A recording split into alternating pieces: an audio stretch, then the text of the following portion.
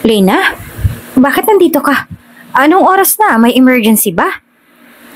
Takang tanong sa kanya ni Maxwell nang pagbukas nito sa pinto ng kondo ay nasa labas siya. Sa totoo lang ay hindi niya naisip kung anong oras na basta bigla na lang siyang umalis sa bahay nila kanina at nagtungo sa kondo ng boss niya. Bumukas ang bibig niya para magsalita, subalit natigil siya at nag-alangan ng ilang sandali. Tumaas ang isang kilay ni Maxwell. Naghihintay kung ano ang sasabihin niya. Yes? Nandito po ako kasi... Kasi? Tanong ni Maxwell. Mariin siyang lumunok bago nagsalita. Kasi tinatanggap ko ng alok niyo sa akin. Napakunot naman ang noon ni Maxwell. Nagtataka. Anong alok? Tungkol po sa pagbubuntis sa magiging anak ninyo. Tinatanggap ko na po yun. Mas lalo lang na nagtaka si Maxwell. What? I told you, hindi mo kailangan na seryosohin ang alokong yun. But I wanna be the mother of your child. Kung bago ka pa lang sa channel na ito, Ate Jane TV, huwag kalimutang pindutin ang notification bell and subscribe button. Sana po hindi naman malaking abala sa inyo ang pagpindot ng subscribe button dahil ang kapalit po nito ay ang pagsuporta para makapag-produce ng mga libreng stories sa mga channels ni Ate Jane. Maraming salamat! Miss Lena, natutulala ka na naman. Napaigtad si Lena Hernandez nang marinig niyang malalim na boses ng boss niya. Bigla siyang natauhan at naaalala na nasa loob siya ng opisina nito at oras pa rin ng trabaho. Dahil doon, agad siyang yumuko at humingi ng dispensa. Pakiramdam niya ay bumilis ang tibok ng kanyang puso. Pasensya na po, Sir Maxwell. Nauutal niyang sabi, habang pilit na itinatago ang kaba.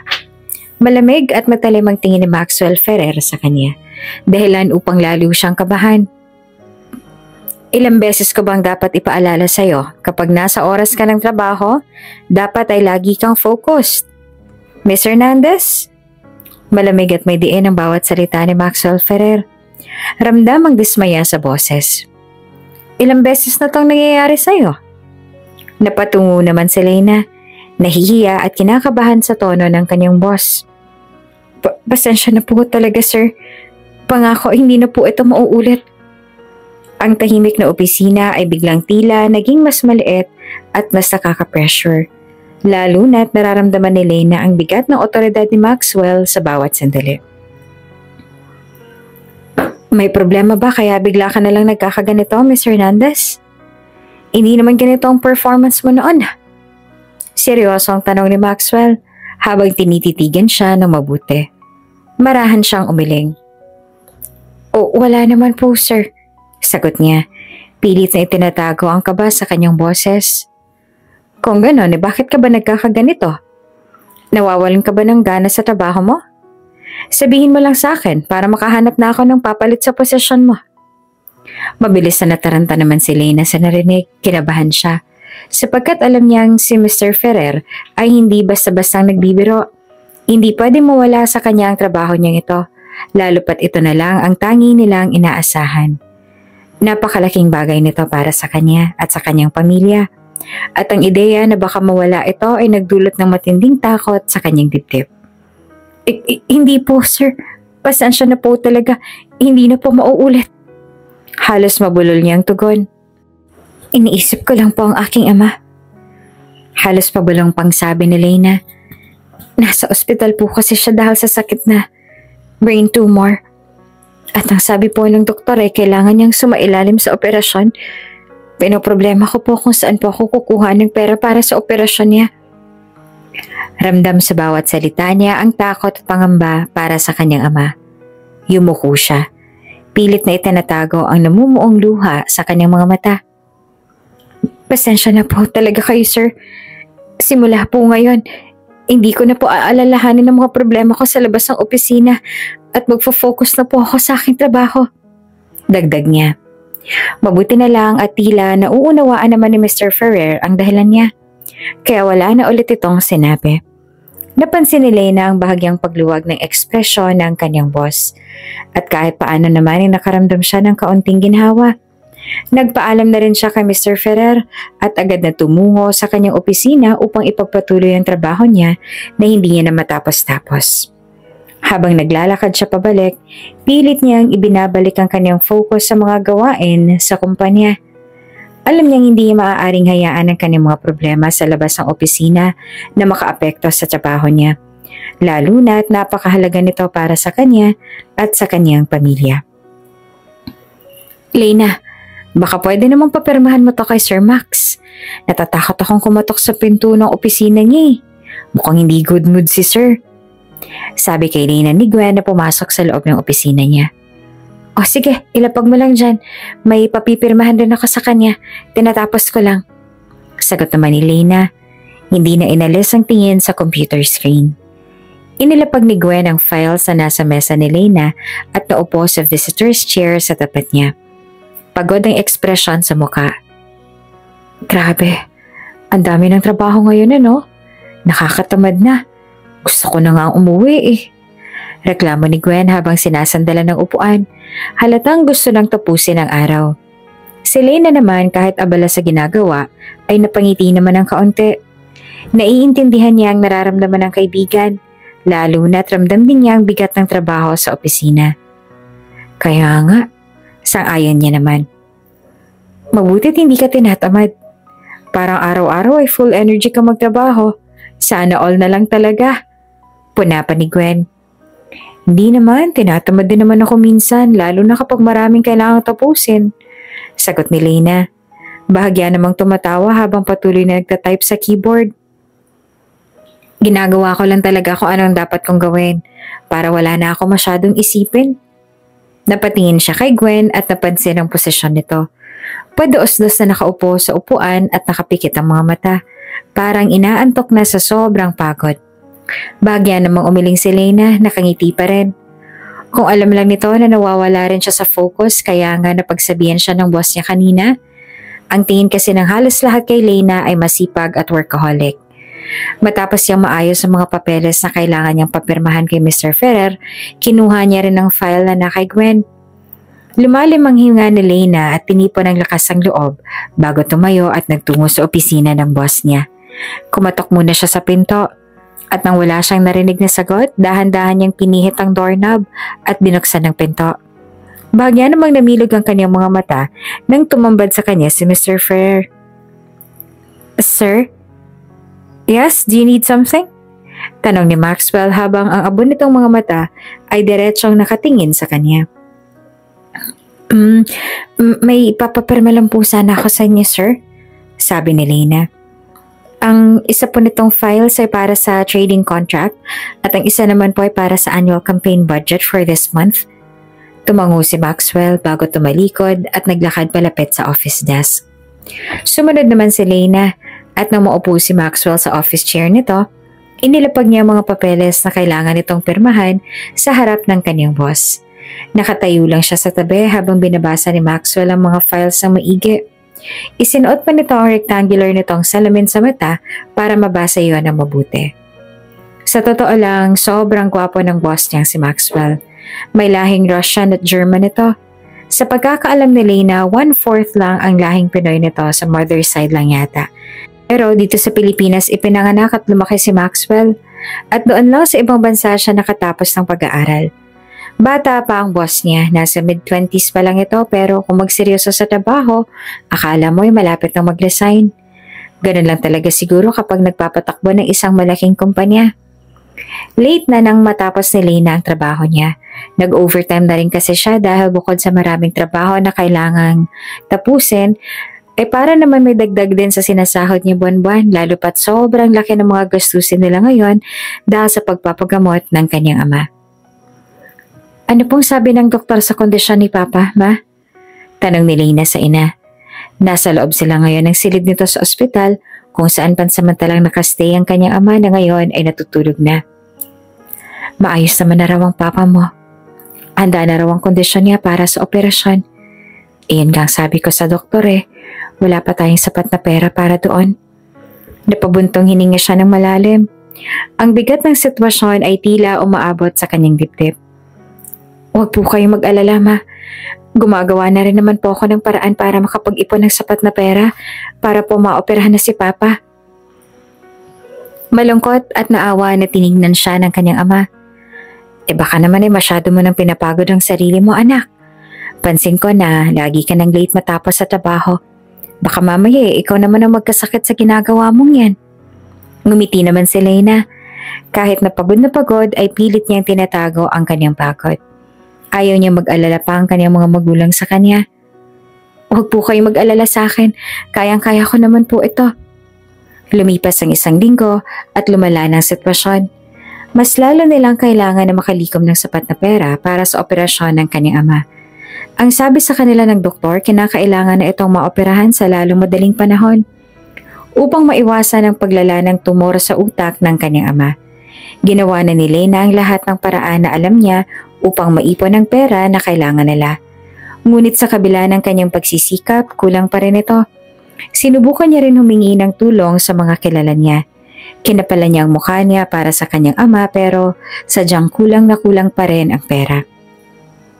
Nang malaman ni Maxwell Ferrer ang tungkol sa mahigpit na pangangailangan ni Lena sa pera, agad siya nitong pinatawag sa opisina. Narinig kong usap-usapan na sobrang kailangan mo ang pera para sa operasyon ng iyong ama.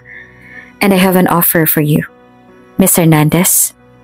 Seryoso na sabi ni Mr. Ferrer na nasa office chair nito at diretso ang tingin sa kanya. Ano po yun, sir? Be my child's mother. Po? Nabigla niyang saad. Babayaran ko ang lahat ng mga kailangan niyong bayaran sa ospital para sa operasyon ng iyong ama. Maliban doon ay bibigyan din kita ng 8 milyon. Kapalit ay kailangan mong ipagbuntis ang anak ko.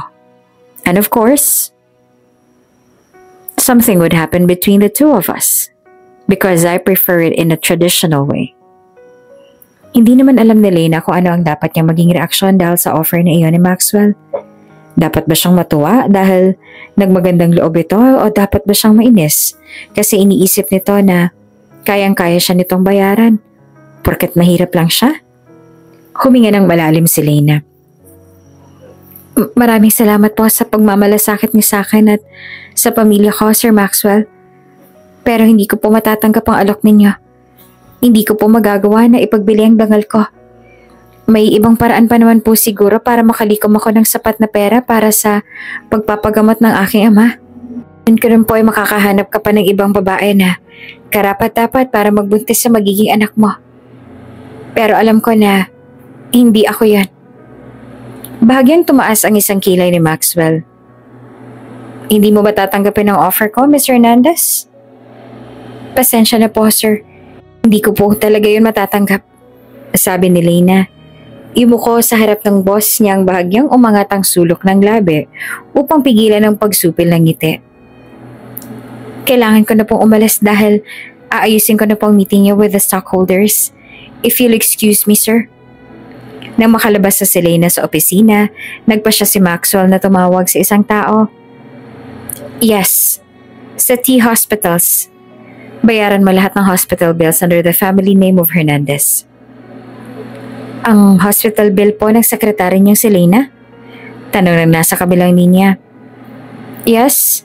Kausapin mo rin si Doc Rizwan para siya nang maging surgeon sa gagawin na operasyon sa ama ni Ms. Hernandez. Masusunod po yan, sir. Good. Ibinaba na ni Maxwell ang tawag at hindi pa rin maalis ang ngiti niya. Samantala, lumipas naman ang mga araw para kay Lena at hindi pa rin siya nakakalikom ng sapat na pera para sa kanyang ama. Sunod-sunod na dagok at gastos ang dumating sa kanila dahil kailangan na rin na magbayad ng tuition ng kapatid niya dahil ang sabi raw ng pamunuan ng paaralan ay hindi makakapag-exam ang kanyang kapatid kung hindi ito makapagbayad ng tuition. Hindi rin maalis sa isip niya ang alok sa kanya ni Mr. Ferrer. Minsan ay iniisip niya na tanggapin na lamang ang alok sa kanya ng boss niya para naman wala siyang problema. Pero ayaw niya naman na maging ganon na kababang klase ng babae na ipagbibili ang dangal niya para lang sa pera. Ayos ka lang ba, Lena? Bakit parang sobrang lalim yata ng iniisip mo ngayon? Nagtataka na tanong sa kanya ni Gwen. Lunch break nila ngayon at pareho silang nasa cafeteria. Hindi naman namalaya ni Lena na natutulala naman pala siya. Kung hindi niya pa narinig ang boses ni Gwen na nasa harapan niya lang. Ha? Hindi, wala. Marami lang kasing trabaho ngayon kaya napagod ako. Sure ka? Oo naman. Tsaka pilit siyang ngumiti. Narinig namin ang balita tungkol sa papa mo. Nakalikom ka na ba ng sapat na pera para sa operasyon niya? Malungkot na naman ang ekspresyon sa kanyang mukha. Hindi pa nga eh. Kalahati pa lang ang meron ako ngayon. Sinubukan mo bang humiram sa kumpanya? Sekretarya ka naman ni Mr. Maxwell. Sigurado ako mapapahiram ka niya kasi alam niya kung ano ang sitwasyon mo. At hindi mo naman gagastusin kung saan-saan ang pera. Nahihiya ako eh. 2 taon pa lang ako sa trabaho tapos manghihiram na agad ako. Baka kung anong isipin ni Sir. Aniya. Talagang hindi niya binanggit dito ang tungkol sa alok sa kanya ni Mr. Ferrer dahil baka kung ano rin ang isipin ni Gwen. Hindi naman siguro. Noong nasisarya niya ang ate ko ay nagpahiram ang kumpanya sa akin. Paunti-unti lang nilang binawas sa sahod ko para hindi raw masakit sa bulsa. Try mo lang, wala namang mawawala kung susubukan mo. Malay mo, 'di ba? Eh di wala ka ng problema sa gagastusin para sa operasyon ng papa mo. Ngumiti at tumango siya. Sige, susubukan ko. Salamat, Gwen ha. Walang anuman. Matapos ang lunch break nila ay umalis na si Lena sa Beckett Enterprises para makapag-meeting sa isa sa pinakamalaking stockholder ng kumpanya nila, si Travis Beckett, ang anak ng dating chairman ng kumpanya. Siya na kasi ang inutusan ni Maxwell para makipag-meeting dahil sa hindi magkasundo ang dalawa. Naaalala nga ni Lena nung huling nagkita ang dalawa ay nag-away lang sila at muntik nang magkasakitan. Ayaw niya na muling mangyari iyon kaya mas mabuti nang siya na lang makipag-meeting kay Travis at hindi na sumama ang boss niya. Miss Lena, mabuti naman at hindi mo kasama ang boss mo. Nakangiting sabi sa kanya ni Travis na nauna na sa restaurant kung saan na pag-usapan nila na magkita. Nakipagkamay si Lena kay Mr. Beckett. Busy po kasi ngayong araw si Sir kaya ako na lamang po ang pinadala niya dito. Masyado talagang pa-importante ang boss mo na yon para hindi mo lang ako siputin. Napailing si Travis. Busy lang po talaga si Sir Maxwell ngayon, Sir. Pero gusto niya naman po sanang pumunta ngayon. Hindi lang po talaga kaya ng schedule niya. Pagsisinungaling niya kahit pa ang totoo, ay wala naman talagang ganap si Maxwell ngayong araw at sadyang ayaw lang talaga nitong makita si Travis na dati rin namang kaibigan ng boss niya. Mahina namang natawa si Travis na kahit hindi niya man sabihin kung ano ang totoo ay alam na kaagad kung ano ang tunay na dahilan. Masyado mo namang pinagtatakpan ng boss mo. Hindi mo kailangan na magsinungaling sa akin tungkol sa tunay niyang dahilan dahil alam ko kung ano ang totoo. Your boss is an a-hole. Ang totoo po niyan tinatamad lang po talaga ngayon si Sir Maxwell. Pero wag po kayo mag-alala. Kayang-kaya ko naman pong asikasuhin ang lahat para sa meeting na to dahil itinuro naman po sa akin ni Sir Maxwell ang mga kailangan kong gawin. Paliwanag niya at inilabas na ang mahalagang papeles na dala niya. Your boss is really lucky to have you. Masyado ka masipag. Nakangiting puri naman ni Travis sa kanya. Salamat po, sir. Madali namang natapos ang meeting nila dahil hindi na nga siya pinahirapan pa ni Travis. Unlike sa boss niya, mas madali talaga makipag-negotiate kay Travis. Hindi siya nito pinapahirapan. Hindi tulad ng boss niya na balak pa yata paluhain siya ng dugo. Pero kahit na natapos na ang meeting nila ay hindi pa rin siya pinapaalis ni Travis dahil gusto raw nito na makausap siya. Kaya bilang respeto rin dito ay nanatili siya doon at kinausap ito. Alam ko na ayaw mong pag-usapan ng tungkol dito. Pero I heard na nasa ospital daw ngayon ang iyong ama. Sabi ni Travis na hindi niya alam kung kanino nito narinig ang balita tungkol doon. Opo, sir. May brain tumor po kasi ang aking ama at kailangan niyang sumailalim sa operasyon para maalis ang tumor niya. Paliwanag ni Lena. Do you need any help? Sabihin mo lang sa akin kung kailangan mo ng tulong. Mabait pa rin na sabi ni Travis. Salamat sir pero magagawan ko naman po ng paraan ng tungkol sa problema naming pamilya. Tumango si Travis. What about the gastos? Sabihin mo lang sa akin kung kailangan mo ng tulong ko doon. I heard mahal ang gastos sa pagpapa-opera, lalo na sa sakit ng ama mo. Willing akong magbigay. Bigay? Bulat na sabi ni Lena. Yes. Why? Kasi sir, hindi po ako tumatanggap ng bigay, lalo na po sa hindi ko naman po kapamilya. Iyon po kasi ang turo sa akin ng magulang ko. But we are friends. Hindi pa rin ba pwede ang ganon? Friends? Ay nagtataka niya pa rin na sabi. Paano, hindi niya ina-expect na sasabihin ni Travis na magkaibigan sila? Yes, hindi ba't magkaibigan tayo? Awkward namang napahawak si Lena sa batok niya. Hindi niya alam kung anong dapat na sabihin dahil ang totoo ay hindi niya naman talaga itinuturing na kaibigan ang binata. Ang tingin niya dito ay boss lang. Base sa reaksyon mo, hindi kaibigan ang tingin mo sa akin. Natatawa na sabi ni Travis kaya lalo siyang nahiya at napahawak sa batok niya. Kasi naman sir, boss ko rin po kayo. Si Maxwell lang ang boss mo. You are his secretary. Pwede mo akong ituring na kaibigan kung gusto mo. Hindi pa rin maalis ang ngiti sa labi ni Travis. Naiintindihan ko rin na hindi ka tumatanggap ng bigay mula sa bago mo palang naging kaibigan. Kaya pahihiramin na lang kita. Bayaran mo na lang ako kung kailan may pambayad ka na. Kahit gaano pa katagal ay ayos lang sa akin. Tumango naman si Lena. Natatouch sa kabaitan ni Travis. Maraming salamat po. Pag-iisipan ko po ang tungkol sa alok ninyo. Kaagad naman na nalaman ni Maxwell ang tungkol sa alok ni Travis sa sekretary niya na hindi naman ito ikinatuwa. Tinanong ni Maxwell ang sekretary niya tungkol doon na hindi naman ito itinanggi. Kilalang kilala na ni Maxwell si Travis dahil dati niya itong kaibigan at kabaliktaran ng pagkakakilala ni Lena ay hindi ito isang mabait na tao. Nahuhulaan na kaagad ni Maxwell na may masama itong balak. Sa totoo lang, ay dati naman sobrang close na lang dalawa ni Travis. Mas close pa nga siya kay Travis kaysa sa sarili niyang kuya na si Scott na animoy silang dalawa ang magkapatid. Nagbago lamang iyon mula nung nagtrabaho sila sa iisang kumpanya kahit na may sarili naman ng kumpanya ang pamilya ni Maxwell at siya pa ang napili na maging CEO ng kumpanya kung saan sila nagtrabaho kahit pa si Travis ay nag-iisang anak ng chairman ng Beckett Enterprises. Mula noon ay iba na ang naging pakikitungo sa kanya ni Travis hanggang sa isang kaaway na ang tingin nila sa isa't isa. Iwasan mo na yun si Travis dahil nagkakamali ka lamang ng pagkakakilala sa kanya. Hindi siya isang mabuting tao na katulad ng inaakala mo. Paalala ni Maxwell sa sekretary niya na puno naman ng pagtatakang mukha habang nakatayo sa kanyang harapan. Bakit po sir? Ano pong ginawa ni Sir Travis? Nang usisa namang tanong ni Lena. You don't need to know. Sundin mo lang kung anong sinasabi ko. Tumango na lamang si Lena para hindi na rin ma-high blood ang boss niya. Pero sa totoo lang ay wala siyang balak na layuan si Travis dahil alam niya na kaya lamang yun nasasabi ng boss niya dahil sa may malaki itong galit kay Travis o may kung ano man na hindi na pagkasunduan ng dalawa. Lumipas ang ilan pang mga araw at sa awa ng Diyos ay nakapag-ipon naman si Lena ng kalahating halaga sa kailangan para sa pompo-operasyon ng kanyang ama.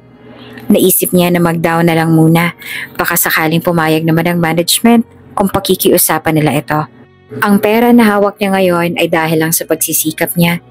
Hindi kasi siya naglakas ng loob na humiram kay Travis dahil sa nakakahiya kung gagawin niya yon at hindi niya rin tinanggap ang alok ng boss niya.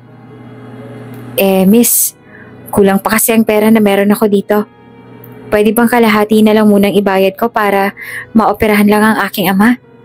Sabi ni Lena sa babaeng receptionist. Ay, hindi niyo po ba alam, ma'am? Sa sunod na po na araw nakaschedule ang operasyon ng iyong ama. Nagtaka naman siya sa sinabi ng nurse at nakaramdam din ng takot. Ha? Bakit po biglaan? May nangyari po ba kanina? Wala naman po, pero may pumunta po dito kanina at nakiusap na operahan ang iyong ama para hindi na ito mahirapan pa sa sakit nito. Paliwanag ng nurse. Pero paano po yung bayarin, miss? Sandali lang po, mama. Check ko po yung records ninyo. Allowed naman po kasi dito sa amin na mag-down lang muna para maoperahan ng pasyente. Mabuti naman kung ganun. Nag-aalala ako. Akala ko'y kailangan agad ng bayaran ng buo. Hindi po ganyan ang patakaran dito sa amin. Against po yan sa ethics ng ospital. Pero base po dito sa record ay fully paid naman na po kayo, ma'am. Mas lalo lang siyang nabigla sa sinabi ng nurse. Po? Kami fully paid? Tumango ito. Opo, ma'am. Baka naman nagkakamali ka lang, miss. Imposible naman ata yan. Sabi niya. Baka kasi ibang record ang natingnan ng nurse dahil napaka-imposible naman na bayad na kaagad sila. Ngayon pa nga lang siya magdadaw ng kalahati. Hindi po ako nagkakamali, ma'am. Sa inyo po talaga itong na-check ko at lumalabas po na fully paid na po talaga kayo. Pero wala pa po ako na ibibigay na bayad kahit isang duling na salapi. Paki-double check naman, miss, oh. Baka po nagkakamali ka lang talaga. Ma'am, hindi po talaga ako nagkakamali. Kahit tingnan niyo pa po ang record. Fully paid na po kayo, oh. Sa isip ni Leyna, hindi kaya nagkamali lang ang pamunuan ng ospital? Baka isang glitch lang ito tapos pag na-resolve ay triple na pala ang kailangan niyang bayaran. O baka naman ay isa nga talaga itong regalo mula sa langit. Baka ang sabi ni Lord, masyado na raw siyang nahihirapan kaya biglang naging bayad na ang lahat ng bills na inaalala niya. Parang napaka-imposible naman kasi ng mga pangyayari. Bigla ba namang naging bayad na ang lahat ng bills nila ay aabot 1,000,000 yon? Isa nga talaga siguro itong himala. Pwede ko po bang malaman kung sino nagbayad ng lahat ng bills namin, miss? Ay opo, ma'am. May hinanap lang babae sa monitor nito. Maxwell Ferrer po ang pangalan ng taong nagbayad sa lahat ng hospital bills ninyo. Si Maxwell? Ang boss niya nagbayad sa lahat ng hospital bill nila? Pero bakit hindi niya alam ang tungkol dito? Bakit wala man lang sinabi ang boss niya tungkol sa ginawa nito? At kung ano kaya ang rason ng boss niya para bigla itong mag-decide na bayaran ang lahat ng kailangan nilang bayaran. Nagpasalamat na lamang si Leyna sa babae at halos wala na siya sa kanyang sarili na bumalik sa kanyang kwarto kung nasaan naman ang kanyang ama. Pakiramdam ni Leyna ay nasa kabilang ibayo na ang mundo ang utak niya dahil sa lahat ng mga nangyayari. Paano bigla na lamang naging bayad ang lahat? Ano kayang nakain ng boss niyang yun para biglang bayaran ang hospital bills ng kanyang ama? Tinanggihan niya naman ang alok nito na maging ina siya ng anak nito. Hindi nga siya nagdalawang isip na tanggihan yon. At ang sabi niya pa kay Maxwell Ferrer ay maghahanap na lang siya ng ibang paraan para makalikom ng sapat na pera. Tapos biglang ganito? Wala man lang sinabi sa kanya si Maxwell sa plano nito? Pero baka na mali lang pagkaintindi ni Maxwell. Tapos ang akala pala talaga nito ay pumayag siya sa alok nito. Pero hindi naman siguro bingi yung boss niya, diba? Dahil sobrang linaw naman ang pagkakasabi niya nun. Walang paligoy-ligoy na tumanggi siya sa alok ni Maxwell. Hindi kaya may kinalaman din ito kay Travis? Anak, ayos ka lang ba? Bakit mukhang malalim yata ang iniisip mo? Ang nag-aalala na po na naman ang kanyang ina pagkapasok niya sa loob ng silid kung nasaan ang kanyang magulang at mga kapatid. Ayos lang po ako, ma. May naiisip lang po. Narinig nila ang malalim na pagbuntong hininga ng kanyang ama kaya napabaling sila dito. Tungkol na naman ba sa mga bayarin na inaalala mo, anak? Pasensya ka na at sobrang dami mo tuloy iniisip dahil sa pagkakasakit kong to. Okay na po yun pa. Fully paid na po ang hospital bill ninyo. Sabi niya na parehong ikinagulat ng mga magulang at kapatid niya. Talaga, ate? Pero paano po nangyari yun? Paano pong bigla na lang na fully paid ang lahat ng bayarin natin dito gayong kahapon nun po ay pinoproblema mo pa po yun? Tanong ng bunso niyang kapatid na si Penelope. Nagmagandang loob ang boss ko. Binayaran niya lahat ng bayarin natin dito. Nagulat nga lang ako kanina nung sabihin sa akin na bayad na rawan lahat gayong ibibigay ko pa lang sana yung kalahating halaga na nalikom ko. Hindi rin kasi naipaalam agad sa akin ang kabutihan ni Mr. Ferrer. Sagot niya. Pero bakit kaya bigla kanyang binayaran, anak? Nanghiram ka ba sa kanya? Hindi po, ma. Tingin ko po ay sadyang mabait lang po talaga mga Ferrer. Sabi nga ng ilang mga katrabaho ko, minsan na rin din po silang natulungan ng boss namin sa mga expenses nila. Lalo na kapag may nauospital at wala silang sapat na pera para makapagbayad ng bills. Abay, sobrang bait naman pala talaga ng boss mo. Nakakatouch ang ginawa niya. Nakangiti naman na sabi ng kanyang mama. Kapag pumasok ka na sa trabaho, pakisabi naman sa boss mo na maraming salamat. At saka sana makabisita siya dito para personal natin siyang mapasalamatan dahil sa kabutihan niya. Dahil sa kanya wala na tayong gaanong problema. Kitang-kita sa mukha ng magulang niya ang saya at labis na pasasalamat kay Mr. Ferrer dahil sa ginawa nito. Ayaw naman ni Lena na sirain ang moment na iyon, ay ayaw niya mag-alala sila sa kanya, kaya hindi niya na sinabi na baka may kapalit ang kabutihan sa kanya ni Mr. Ferrer.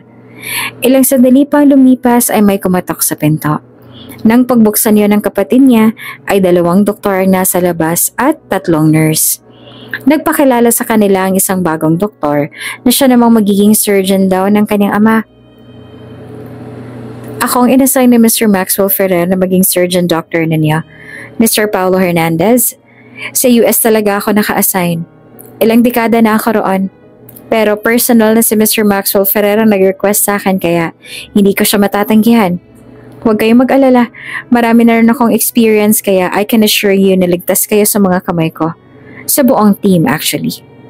Nakangiting sabi ng surgeon na si Doc Rizwan na siya namang ikinabigla ni Lena dahil hindi niya lubos akalain na magre-request pa talaga ng magaling na surgeon mula sa ibang bansa si Maxwell para lamang sa ama niya.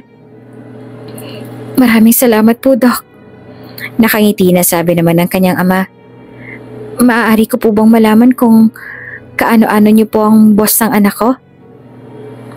Malapit na kaibigan ng pamilya kong pamilya Ferrer. Sa hospital rin na to ako nagsimula noon. Ako ay naging surgeon ng kanyang ama nung minsan ang nalagay sa panganib ang buhay ni Mr. Ferrer dahil sa malalang tama ng bala. At since then, malaki ng tiwala sa akin ng mga Ferrer. Nalaman nila mula mismo kay Doc Rizwan na award-winning surgeon ito sa Amerika at isa sa pinakamagaling na doktor sa kasalukuyan. At dahil doon ay mas lalo lang na nagtataka si Lena sa mga nangyayari. Kung kaya't matapos makaalis ang doktor ay nagpaalam din siya sa magulang niya na aalis siya para bumalik sa Ferrer Enterprises. Hindi siya mapakali. Kailangan niya talagang makausap si Maxwell tungkol sa kung ano nga ba ang tunay nitong plano at ginagawa nito ang bagay nito. Oh, Lena, bakit nagbalik ka? Mag-overtime ka na naman ba? Salubong ni Gwen sa kanya nang makita siya sa lobby. Hindi, andito lang ako para sana kausapin si Mr. Ferrer. Nasa opisina niya ba siya ngayon? Tanong niya. Ha? Hindi mo ba alam? Ang alin? Nagtataka na tanong naman ni Lena. Kaaalis lang yung Mr. Ferrer. Hinahabol niya ang flight niya papuntang Norway. Mas lalo naman siyang nagtaka at nabigla dahil wala namang nabanggit sa kanya ang boss niya na aalis pala ito ng bansa. As his secretary, dapat alam niya lahat ng mga schedules nito, pero wala siyang alam dito. Anong gagawin niya ron? Di ko rin alam. Hindi ba dapat alam mo yon dahil ikaw naman ang secretary niya? Oo, pero hindi naman nabanggit sa akin ni Mr. Ferrer na aalis pala siya ng bansa kaya wala akong alam. Hindi niya rin naman yun pinasingit sa schedule niya. Baka naman sobrang biglaan lang talaga ng pag-alis niya, sabi pa ni Gwen. Nagpaalam din naman kaagad si Lena kay Gwen at umalis na sa building. Sa sumunod na araw ay sinubukan niyang tawagan ng boss niya para magtanong dito tungkol sa kung ano ang gagawin niya sa mga nasa appointment nito noong araw na yon. Pero walang sumagot sa tawag niya. Mukhang sobrang busy nga ng boss niya. Ano naman kayang gagawin ko sa mga important meetings yung to? Hindi ko naman to pwedeng basta-basta na lang i-cancel at i-reschedule kasi nasettle na ang lahat sa kabilang team tungkol dito at magagalit din si Mr. Ferrer kung bigla akong magka-cancel ng mahalagang meetings na hindi niya alam. Kinausap niya ang kanyang sarili dahil sa sobrang stress. Anong gagawin ko sa inyo, ha? Tinanong niya pa talaga ang mga papel na akala mo naman ay sasagot talaga iyon sa kanya. Sana man lang ay mag-reply na ang boss niya para alam niya kung ano ang dapat niyang gawin. Nasa malalim na siyang pag-iisip nang bumukas ang pinto ng opisina ni Mr. Ferrer at pumasok doon ang isang gwapong lalaki, ang nakatatandang kapatid ni Maxwell. Good morning po, Sir Scott. Magalang na bati ni Lena sabay yumuko. Good morning. You're Lena Hernandez, right? Ikaw ang secretary ng brother ko? Opo sir, ako nga po yun. Sinabi sa akin ng mga empleyado sa baba ang tungkol sa'yo. Sabi ni Sir Scott na naglalakad papunta sa office chair at doon ito naupo.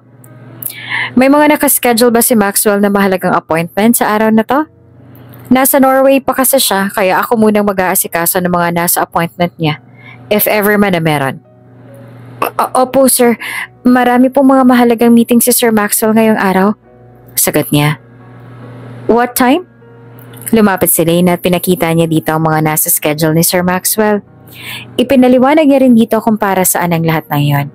Kaya nung araw na yon ay naging sobrang busy si Lena kakasunod kay Mr. Scott dahil sa dami ng ginawa nito. Natapos ang araw na sobrang pagod na pagod si Lena, samantalang si Scott naman ay parang baliwala lang. Palibhasa, sanay na sa trabaho. Mas malaki kasi ang kumpanya ni Mr. Scott kaysa kay Maxwell na mag-isa lang din itong hinahandle. Siguro nga ay talagang power na ng magkapatid na Ferrer ang mag-manage ng mga malalaking kumpanya at magtrabaho ng walang tigil pero wala malang pagod na nararamdaman. Thanks for your hard work today, Miss Lena. Pasensya na kung masyado kang napagod. Nakangiting sabi naman ni Mr. Scott. Maraming salamat din po, sir. Sabi niya at nakapag-shake hands pa siya dito. Tiningnan ni Mr. Scott ang oras sa suot nito ang wristwatch. Kailangan ko nang bumalik sa kumpanya kaya maiwan ka na dito.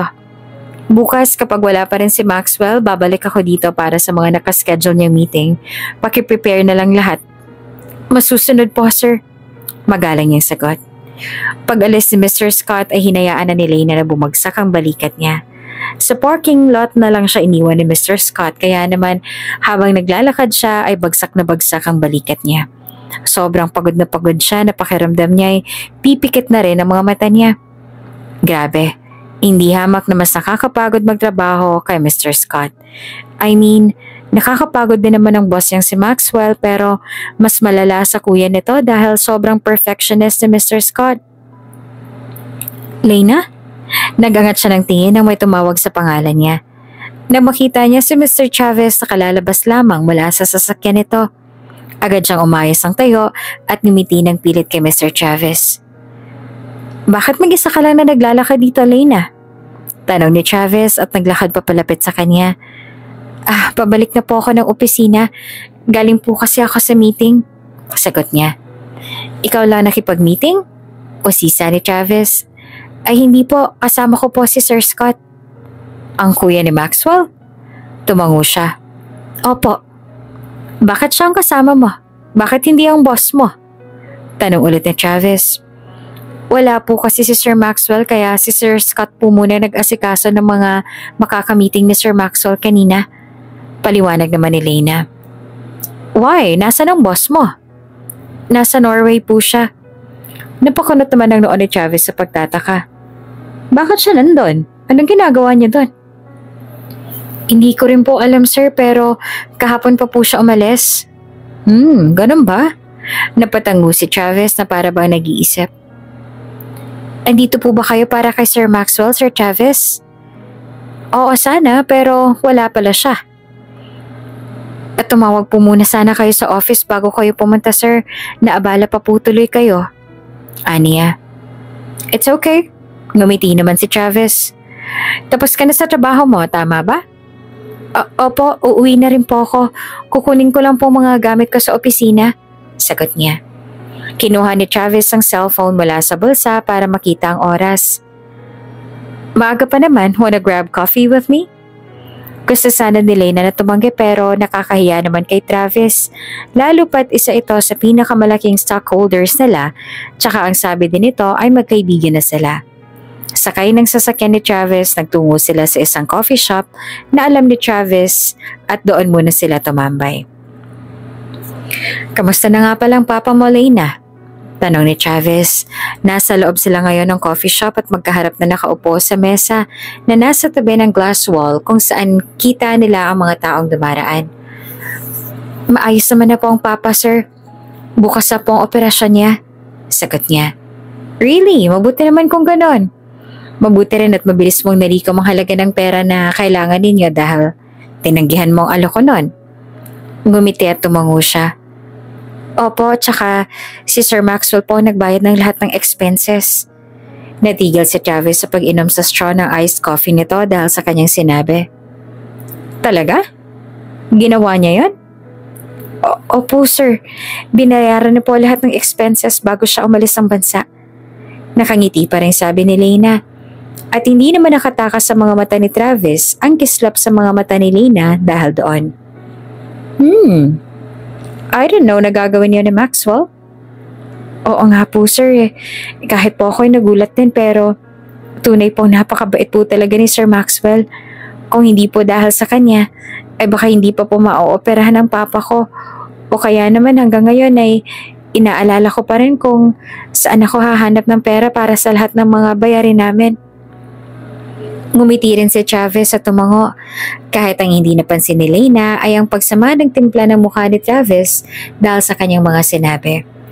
Ang nasa isip lang ni Lena ng mga sandaling yon ay mabait ang boss niya at kahit ang binatang kaharap niya ay mabait din.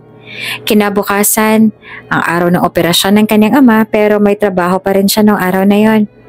Ang sabi niya lang sa kanyang ina at mga kapatid ay susubukan niyang mag-off ng mas maaga sa trabaho niya kung sakaling papayagan siya ni Scott. Sir Scott? Nag-aalangan na tinawag ni Lena ang nakakatandang kapatid ng boss niya na nakaupo ngayon sa office chair ni Maxwell at abala sa pagbabasa ng reports. Sabay nag-angat ito ng tingin sa kanya. Pwede po ba akong magpaalam sa inyo sana na maaga ako mag-out ngayon sa trabaho? Nagkunot ng noo sa kanya si Scott. Why? Ngayon po kasing operasyon ng papa ko sa tumor niya sa utak. Gusto ko po sana na nasa tabi ako ng pamilya ko sa oras ngayon. Bumadaan naman ang gulat sa mukha ni Scott dahil sa kanyang sinabi. What? Bakit hindi mo agad pinaalam sa akin? Hindi ka na sana pumasok ngayong araw. I can handle everything naman. Mabuti na lang talaga at pinayagan siya ni Sir Scott na mag-out ng maaga ngayon kaya nasa tabi siya ng mama at mga kapatid niya nang naghihintay silang lumabas ang surgeon mula sa operating room. Sama-sama rin sila nagdarasal para sa kaligtasan ng kanyang ama. Makalipas ang napakahabang oras, sa wakas ay lumabas ng surgeon mula sa operating room, dala ang isang napakasayang balita para sa kanilang lahat. Successful ang operasyon at nakuha ang tumor sa utak ng kanyang ama. Maraming salamat po talaga, Dok. Naluluhan sabi ni Lena. Nagpaalam na rin kaagad sa kanilang doktor para bigyan sila ng moment sa successful na operasyon. Sa isip na Lena kung nandito lang ngayon ang boss niya, ay mayayakap niya talaga ito sa labis na saya at labis na pasasalamat. Ate, andito na po ang boss mo. At tila narinig nga ng boss niya kung anong tumatakbo sa isip niya dahil ilang sandali lamang ay nakita niyang kapatid niya na kasama nito. Gulat na napatayo agad si Lena at tumakbo siya papalapit sa boss niyang si Maxwell at bigla niya itong niyakap ng mahigpit. Halatang nabigla rin si Maxwell sa ginawa niyang iyon dahil kamuntik na itong mawala sa balanse. What's wrong, Lena? May hindi ba magandang nangyari? Ang nag-aalala na tanong ni Maxwell sa kanya. Siguro ay dahil nabigla ito sa pagyakap niya at naabutan pa siya nito na umiiyak dahil sa labis sa saya kung kaya'y nakapag-isip ito na may hindi magandang nangyari. Tumayo siya sa binata at pinunasan niya ang luha sa kanyang mga mata. Wala po sir, successful po ang operasyon at wala na raw pong tumor sa utak ng aking ama. Ayon po sa doktor na request niyo rin po para sa aking ama. Napangiti naman si Maxwell dahil sa masaya niyang balita at marahil ay iyan na rin ang unang beses na nakita ni Lena ang boss niya na nakangiti. Really? Masaya ako para sa inyo. Actually kaya ako nandito para makibalita. Nabanggit kasi sa akin ng kuya na ngayon daw ang operasyon ng iyong ama. Lumapit din sa kanila ang kanyang ina na hinawakan naman ang kamay ni Maxwell at paulit-ulit na nagpasalamat dito dahil daw sa kabutihan nito sa kanila. Sobrang bait niyo po talaga sa amin, sir. Malaking utang na loob po namin ito sa inyo. Walang anuman po, ma'am. Masaya po ako na nakatulong din po ako sa inyo. Nang mailipat na sa isang private room ang kanyang ama, ay nakiusap siya sa boss na kung maaari ba silang makapag-usap. Pumayag naman ito kaya nandito sila ngayon sa rooftop. Feel niya kasi ay dito lang sila makakapag-usap ng mas pribado kung kaya ay dito niya dinala ang boss niya na ngayon ay nakatanaw na sa malayo. Pinagmamasta ng palubog na araw. Anong gusto mong pag-usapan natin, Lena? Tanong ni Maxwell sa kanya pagkalipas ng ilang sandali. Gusto ko lang pong malaman kung anong dahilan at bigla niyo na lang pong binayaran ang lahat po ng hospital bills at sinagot niyo rin po ang iba pang mga expenses. I mean, hindi naman po sa ayaw ko sa ginawa ninyo. Sa katunayan po ay sobrang saya ko nga po kasi nang dahil sa inyo ay naoperahan po kaagad ang aking ama. At isang magaling pa na doktor ang nag-opera sa kanya pero sadyang hindi ko lamang po maiwasan na hindi magtaka sa naging sobrang kabaitan niyo po sa amin ng pamilya ko. Ang sobrang mahaba niyang litanya habang ang boss niya ay tahimik lamang na nakikinig sa kanya at hinayaan siya na matapos niya ang sasabihin niya. Ginawa ko yon dahil gusto ko kayong tulungan. Diretso na tumingin naman si Lena sa mga mata ng boss niya na nakatingin din sa kanya ng diretso. Wala po bang kinalaman doon ang alok niyo po sa akin noon tungkol sa pagbubuntis sa magiging anak mo? Ngumiti naman si Maxwell tsaka umiling. No, walang kinalaman yan sa pagtulong ko sa inyo. And about that offer, hindi mo rin yan dapat seryosohin dahil challenge ko lamang yan para sa'yo. Challenge? Ano pong ibig niyong sabihin? Hindi ko po kayo maintindihan, sir. Ginawa ko lamang yon para makita kung talaga bang deserving ka. And when you decline that offer, alam ko nang deserving ka. Which is why kaagad kong tinawagan ng bank assistant ko para maseta lang lahat ng bayarin niyo. At para na rin maoperahan na ang iyong ama. So talagang napakabait niyo po talaga, sir. Sa labis naman niya na pagkatawa ay nayakap niya na naman ang boss niya na hinayaan na lamang siya dahil alam nito na masaya lamang siya. Samantalang, nang napagtanto ni Leila na yakap niya ang boss niya, ay agad siyang lumayo at huminga ng dispensa. Pasensya na po kayo, sir. Nadala lang po ako ng tuwa. Pero bilang sukli po sa kabaitan mo sa amin, pinapangako ko pong pagbubutihin ko po ang trabaho ko sa inyo. Magiging magaling po akong sekretarya. Pangako ko po yan. Tumango naman si Maxwell na hindi pa rin naaalis ang ngiti. Okay, I'm looking forward to that. Ilang minuto pa silang nanatili doon bago sila bumalik kung saan ang pamilya niya na kinakausap ng nurse. Hindi rin naman nagtagal pa si Maxwell doon dahil matapos itong makausap ang surgeon ay nagpaalam na ito sa kanila na aalis. Ngayong araw lang pala dumating si Maxwell sa bansa at dumiretso na kaagad ito sa ospital para lang ma-check kung nasa maayos na kondisyon ng kanyang ama. Hindi nagtagal ay nagkamalay na rin ang kanyang ama at sobrang masaya sila dahil nawala ng banta sa buhay ng kanyang ama. Sa sumunod na araw ay masaya na pumasok si Lena sa kanyang trabaho at higit na mas masaya siya dahil nakabalik na ang boss niya. Para bang wala lang ang napakabigat na pasan-pasan niya ngayon na nasa maayos na ang kanyang ama at nasa recovery room na lamang. Miss Lena, may nakaschedule ba ako ngayong araw? Tanong ni Maxwell na busy sa binabasa na files. Wala naman po, sir. Tinatapos na po ni Mr. Scott ang lahat ng trabaho na kailangan niyo pong gawin ngayong araw na to. Tumango na si Maxwell at nag-angat ng tingin sa kanya. What about you? May mahalaga ka bang gagawin ngayong araw? Wala rin po, sir. Natapos ko na po lahat ng pinapagawa po sa pag-overtime ko. Tumango ito. Then we should visit this restaurant together. Po? Gulat niyang tanong. Inaaya ba siya nito na mag-date sila sa restaurant na sinasabi nito? I'm going to meet someone there. Baka mag-discuss na rin kami para sa plan for the month of September. Mas mabuti nang kasama kita na pupunta doon para aware ka rin sa kung anong pag-uusapan namin. Kung nakangiti lang si Lena ay baka bigla nang naglaho ang ngiti niya nang dahil doon. Paano nag-assume lang siya na inaaya siya ni Maxwell na kumain sa restaurant na sinasabi nito. Turns out na para lang pala talaga sa trabaho yon. Hay, naging assuming na naman siya. Sige po, sir. Anong oras po tayo pupunta doon? Before lunch? Tiningnan ni Lena ang oras sa suot niya na smartwatch. Ilang oras na lang pala at malapit na mag-lunch. Maghahanda na po ako, sir. Sa loob ng sasakyan patungo sa restaurant ay tahimik lamang si Lena na nasa passenger seat. Bigla siyang may napagtanto habang nasa biyahe sila. Naisip niya na masyado niyang hinuhusgahan ng boss niya noon sa isip niya dahil sa alok nito sa kanya na maging ina ng anak nito. Challenge lang naman pala nito ang lahat ng yon. I'm sorry, sir. Bigla niyang sabi kaya nagtaka na tinignan siya ni Maxwell. Sorry, saan? Kasi masyado po katang nahusgahan at nakapag-isip din po ako ng masama sa inyo dahil puro on sa minsang nag-alok po kayo sa akin. May pag-aalangan naman na sabi niya. Ngumiti naman ng bahagya si Maxwell. It's okay. Kasalanan ko rin naman kaya nakapag-isip ka ng ganun sa akin. Naiintindihan ko na masamang tao agad ang naging tingin mo sa akin dahil sa nangyari. It's okay. Kalimutan na lang natin yan. Ang mahalaga ay nasa maayos na ngayon ang lagay ng iyong ama. Oo nga po pala. Pinapasabi po pala ni Papa na maraming salamat daw po. Kapag po magaling na raw po siya, gagawan niya po raw kayo ng cabinet. Yun kasing pinagkakakitaan ng Papa ko nung wala pa siyang sakit.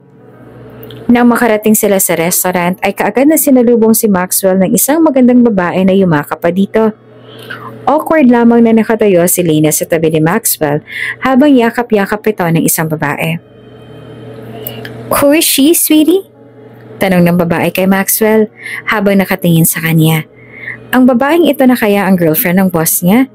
Sweetie ang kanilang tawagan. Medyo weird, pero bagay naman sa dalawa. She's my secretary. Ang simpleng sagot naman ni Maxwell. Wow, your secretary is so beautiful, sweetie. No wonder why someone's obsessed with her, sabi ng babae. Can you please stop calling that, Giselle? Naiinis na sabi ni Maxwell. Why? Bakit naman ayaw mong tawagin kitang sweetie? You're my sweetie. Gumuso pa ang babae. Napairap naman si Giselle. Masyado kang maarte. Ilang taon na lang akong nawala, ganyan ka nakaarte. Lumapit na sila sa table na inoccupy ni Giselle. Kasama rin ni Giselle ang assistant nitong babae na si Eloise. Pinag-usapan lang na dalawa ang tungkol sa plano nila para sa susunod na buwan. Matapos noon ay nag-lunch na sila at si Giselle ang nagbayad ng lahat dahil ngayon lang daw ulit ito nakauwi sa Pilipinas. Namiss din daw nito si Maxwell kaya gusto ni Giselle na ilibre ng pagkain nila. Nakaalis na sila sa restaurant ay hindi niya pa rin alam kung ano nga bang tunay na relasyon ng dalawa. Pero siguro nga ay girlfriend talaga ni Maxwell si Giselle dahil sweet din naman ang dalawa. Lena, may naging boyfriend ka na ba? Natigil si Maxwell sa paglalakad nang marinig niya ang tanong na yon ng isang empleyado kay Lena. Nasa pantry yung mga ito at si Maxwell naman ay pumunta lamang dito para sana kumuha ng coffee capsule dahil naubos na ang nasa opisina niya. Meron na, isa. Sagot naman ni Lena na ikinakunot naman ang noon ni Maxwell. Tila ba hindi niya nagustuhan ang sagot na yon. Talaga? Gano'n naman kayo katagal? Tanong ulit ng babaeng empleyado na hindi mawari ni Maxwell kung dapat ba niyang ikatawa o kainis dahil hinahalungkat nito ang past ni Lena. 3 taon din yata kami. First year college ako na nung nakilala ko siya. Naging kami hanggang makagraduate ako. Sagot ni Lena. Bakit naman kayo naghiwalay? Nagluko eh. Talaga? Sa ganda mo yan, nagawa ka pa talagang lukohin ng ex mo? Mahina naman natawa si Lena. Wala eh.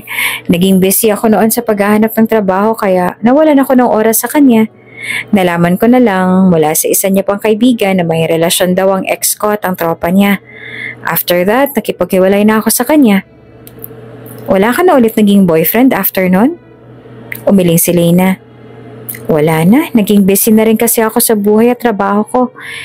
Isa pa, matapos kong maranasan na lokohin, nawalan na rin ako ng tiwala sa pag-ibig. Tingin ko hindi naman talaga kailangan yon. Ang mahalaga, may trabaho ako at makakatulong ako sa pamilya ko. Wow, naging bitter ka pa pala after the heartbreak ah? Hindi naman, na-realize ko lang na hindi ko naman talaga yun kailangan kasi may iba pa akong dapat na i-priority. Natatawang sabi naman ni Lena. Matapos ang marinig na iyon, tumuloy na si Maxwell sa pagpasok kaya parehong gulat na napalingon sa kanya ang dalawa. Good afternoon po, sir. Nauutal na bati ng babaeng kausap kanina ni Lena. Good afternoon. Tipid din niyang tumango at lumapit na sa may coffee machine para maghanap ng stock nila na coffee doon. Damang-dama pa rin ni Maxwell ang mga nagtatakang tingin ng dalawa. Nang mahanap na ni Maxwell ang gusto niyang flavor, ay hinarap niya ang dalawa. After mo dito, go to my office, Miss Lena. Nakaramdam naman ng kaba si Lena dahil akala niya ay pagagalitan siya ng boss niya dahil nakikipagtsikahan siya sa boss niya sa oras ng trabaho. Mabuti na lang at hindi naman at may inuutos ng ipalaita sa kanya. The next day, maaga namang umalis si Maxwell dahil may breakfast pa ito kasama ang dating chairman at ang asawa ng chairman kung kaya'y naiwan siya mag-isa para i-handle ang lahat sa opisina. Ma'am Giselle, gulat niyang saad ng pagbukas niya ng pinto ng opisina ni Maxwell ay bumungad sa kanyang dalaga na hindi niya naasahan na darating. Hi, Lena! Nakangiting bati nito. Sobrang ganda nito ngayon sa suot na kulay lavender na dress. Para bang isa itong Barbie doll. Palibhasa ay half Russian kaya sobrang ganda. Nandito ba ang boss mo ngayon? Wala po ma'am. Maaga po siyang umalis at mamayang lunch po ang balik niya. Ganun ba? Pero can I stay sa office niya? Hihintayin ko lang siya makabalik. Tumango naman si Lena at umalis sa daanan. Opo ma'am. Pumasok si Giselle sa loob at sa office chair ito na upo. May kailangan po ba kayo ma'am? Gusto niyo po ba ng maiinom? Magalang niyang tanong. No, pero kailangan ko ng kasama. Madali kasi ako maboard. Pwede mo ba akong samahan muna dito? Opo ma'am, sagot niya. Sa totoo niya, pabalik na sana siya sa opisina niya dahil may report pa siyang kailangang tapusin. Dahil bukas ng hapon niya na rin kailangang ipasa ang report na iyon, pero ayaw niya naman na iwan si Miss Giselle dito.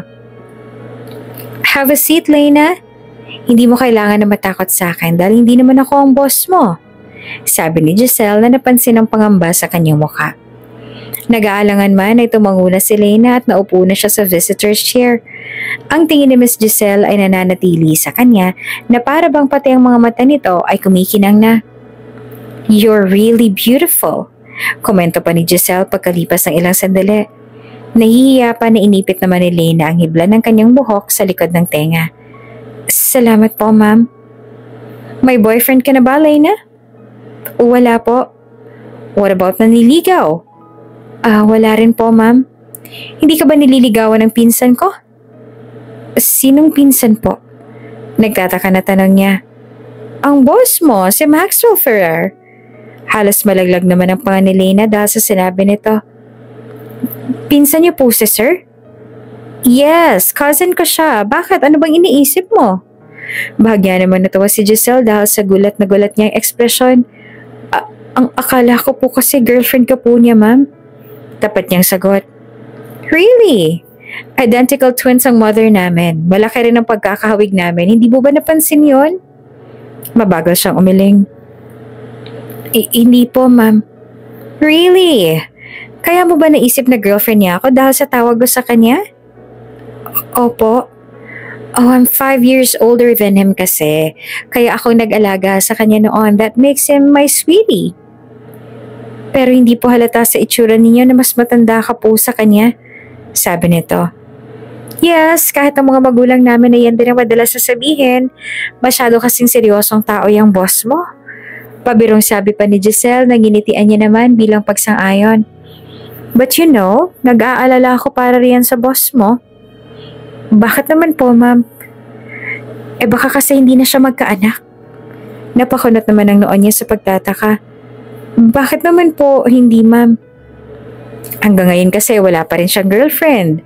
May problema din siya sa prostate. Next month ay sasailalim na siya sa operasyon. Kaya pag naoperahan na siya, hindi na siya magkakaroon ng anak.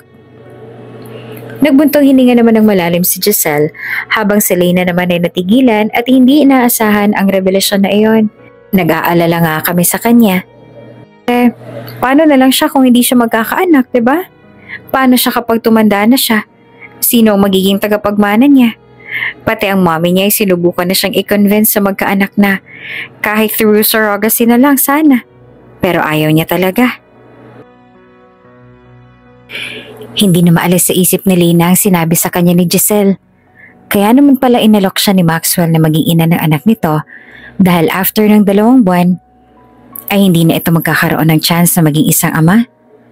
Hindi niya alam kung bakit biglang bumigat ang loob niya at nakaramdam siya ng awa sa boss niya. Naging mabait din sa kanya ang boss niya at kung hindi dahil sa kabaitan na tulong nito ay hindi maaoperahan ng kanyang ama.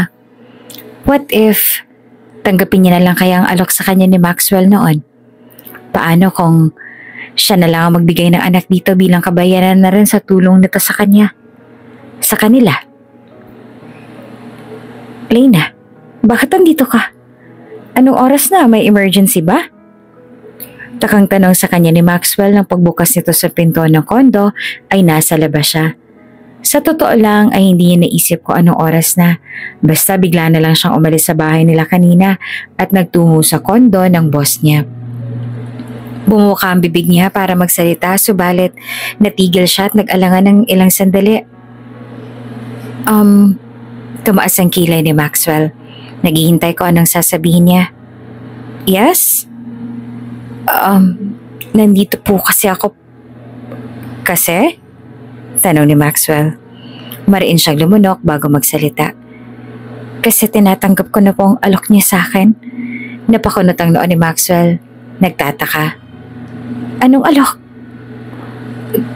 Tungkol po sa pagbubuntis sa magiging anak niyo. Tinatanggap ko na po yon. Mas lalo namang nagtaka si Maxwell. What? I told you, hindi mo kailangan na seryosohin ang alokong yon. But I want to be the mother of your child. Mas lalo namang nagtaka si Maxwell. Kaya mo ba ito ginagawa dahil iniisip mo na kailangan mo bayaran ng binayad ko sa ospital? Hindi mo yung kailangan bayaran, Lena. Kaya wag mo nang isipin yon. Pero seryoso po ako, sir. Tumingin siya ng diretso sa mga mata ni Maxwell na puno naman ng pagtataka at gulat. Gusto ko pong maging ina sa magiging anak mo. Humakbang si Lena palapit kay Maxwell na nananatili naman sa kinatatayuan. Let's do it. Tonight. Buong 2 araw niya rin na pinag-isipan ng tungkol dito nang mabuo na ang pasya niya. Nilakasan niya na ang loob niya at nagtungo siya sa kondo ni Maxwell. Kaya ngayon na nandito siya, hindi na pwedeng magbago ang isip niya at mas lalong hindi na siya pwedeng mag-back out. Seryoso namang tumingin si Maxwell sa mga mata niya. Sigurado ka na ba dito, Lena? Pangu siya. Buo na ang desisyon. Opo, sir. Sigurado na po ako dito. Yumuko naman si Maxwell at hinalikan nito ang balikat niya. Naramdaman niya rin ang kamay nito sa bewang niya. Siguraduhin mong hindi na magbabago ang desisyon mo, Lena. Dahil kapag nagsimula na ako, kahit pag makaawa ka pa sa akin na hindi na ako titigil. Bahagya nitong pinisil ang bewang niya. I'm giving you 10 seconds to decide, Lena.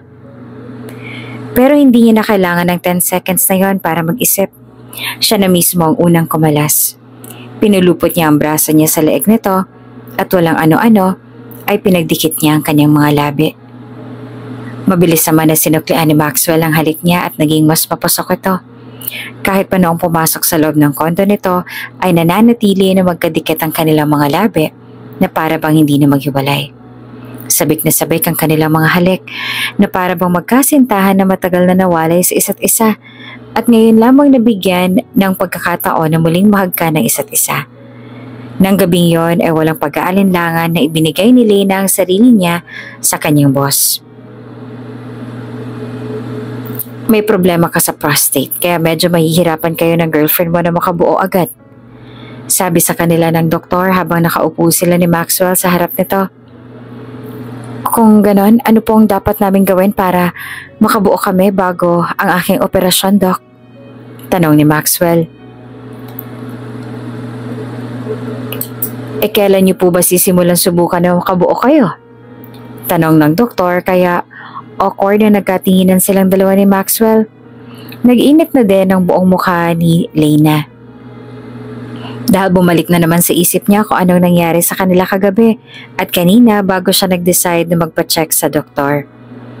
Tumiki muna si Maxwell bago sumagot. Kagabi lang, Doc. Oh, that's why. Pero I suggest gawin niyo po yun every night without any protection. Subukan niyo rin ng iba't ibang posisyon hanggang sa araw ng schedule ng operation. Nang sa ganon ay makasigurado pong may mabubuo po agad kayo. Sobrang pulang-pula na ng mukha ni Lena na pakiramdam nga niya ay napaso ng pisngi niya. Patuloy na rin sa pag-explain ng doktor habang si Maxwell ay taimtim na nakikinig sa lahat ng mga sinasabi ng doktor. Ang sabi ng doktor, kailangan daw natin na gawin yan every day or every night sa loob ng isang buwan. Sabi ni Maxwell na nagdadrive. Inalis nito ang tingin sa daan at bumaling sa kanya. Are you okay with that, Lena? Kagat-kagat ang ibabang labi na tinignan niya rin ang boss niya tsaka marahan siyang tumango. Opo, sir. Kung gano'n, gusto mo ba na sa kondo ka muna tumira? Po? Para hindi na hassle para sa'yo kung lagi kang pupunta sa kondo. Mas mabuti pang doon ka na lang muna siguro tumira. Paliwanag nito. Pero hindi niya alam kung ano ang dapat niyang sasabihin. Hindi nga iyan magiging hassle para sa kanya lalo pat kailangan nilang gawin ang bagay na yon sa loob ng isang buwan. Pero kung sakali man napapayag siya na sa kondo ni Maxwell tumira, paano ang sasabihin niya sa kanyang mga magulang? At saka ano na lang ang magiging reaksyon nila? Pag-iisipan ko po muna, sir, baka po kasi mabiglang mga magulang ko kapag bigla po akong lumipat sa inyo. Tumango naman si Maxwell sa sinabi niyang yon. Sinabihan na lang siya na magsabi na lang kapag handa na siyang lumipat sa bahay na to. Pagdating nila sa parking ng kumpanya ay si Lena ang naunang lumabas at pumasok para walang makapansin na sabay silang dumating at baka kung ano pang isipan ng ibang empleyado. At katulad nga ng payo sa kanila ng doktor para mas madali sila makabuo ay ginawa nila yon araw-araw. Pumupunta lang siya sa kondo nito at kapag tapos na ay nahahatid naman siya ni Maxwell kahit na pareho silang pagod na. Lumipas ang isang linggo na laging ganon. At napagpasyahan na lang ni Lena na magpaalam sa magulang niya na isang buwan muna siyang titira malapit sa kondo ng boss niya. Ang dahilan niya ay trabaho. Pero hindi niya sinabi sa kanila na sa kondo mismo ni Maxwell siya magsistay dahil baka mag-freak out sila kapag sinabi niya ang tunay. What do you mean? Ang galit na tanong ni Travis sa lalaking nasa harapan niya. Katulad po ng utos ninyo ay sinundan po namin ang sekretary ni Mr. Ferrer at nakita po namin na pumunta sila ni Mr. Maxwell sa isang OBGYN. Nalaman po namin na kaya po pumuntang dalawa doon dahil gusto po nila na magkaanak. Pahayag ng lalaki kung kaya ay mas lalo pang nagdilim ang mukha ni Travis at natagis na rin ang kanyang panga dahil sa galit. Narito po ang ilang kuha namin ng picture nung araw na pumunta sila sa OB-GYN. Kinuha ni Travis ang isang picture na inilapag ng lalaki sa mesa at mas lalo pang dumilim ang kanyang mukha nang makita sina Maxwell at Lena na nasa picture at magkahawak kamay pa ang dalawa. Nang mga sandaling yon para bang wala nang nakikita si Travis, dala ng galit. Paano ang dalawang walang hiyang si Maxwell ay inagaw nito sa kanyang posisyon na gusto niya sa Beckett Enterprises. Ngayon pati ba naman ang gusto niya ay aagawin din ito sa kanya. Matagal na siyang may lihim na pagtingin sa sekretarya ng dati niyang kaibigan at hindi papayag si Travis na mapupunta ang babaeng mahigit 2 taon niya ng gusto sa dati niyang kaibigan. Hindi na siya papayag na si Maxwell na naman ang manalo sa larong ito. May relasyon ba silang dalawa? Tanong ulit ni Travis sa lalaki. Hindi po ako sigurado sa kung anong tunay na estado ng kanilang relasyon. Pero ang alam ko po ay nung isang araw lang ay nagsimula nang mag-live-in ang dalawa. Sa kondo na po kasi ni Mr. Ferrer umuwi si Miss Liana kapag tapos na po siya sa trabaho. Patuloy niyo lang silang sundan at manmanan. Sabihin niyo sa akin lahat ng alam ninyo.